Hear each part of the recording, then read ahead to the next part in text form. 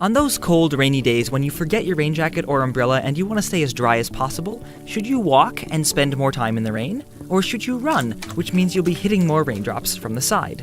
Assuming you haven't been fully soaked yet and you aren't jumping into puddles, the answer is simple. As you move out of the way of one falling raindrop, you move into the way of another, so the amount of rain hitting the top of you is constant regardless of how fast you're going. To see this, you can picture that the raindrops themselves are stationary and you and the earth beneath you are moving upwards through the rain. And since the volume of a parallelepiped, that's a 3D parallelogram, doesn't depend at all on its slant, then no matter how fast you're moving horizontally, the same amount of rain will land on top of you each second. Now, if you're not moving, the rain from the top is all you'll get. But if you are moving, you'll also run into raindrops from the side and you'll get wetter. So in any given second, you stay driest by standing still, and the faster you move, the wetter you become. But if you're trying to get from point A to point B, then standing still won't do you much good. And en route from point A to point B, the total amount of rain you run into from the side has nothing to do with how fast you're going. Just like how a snowplow will plow the same amount of snow from a stretch of road regardless of the exact speed it drives.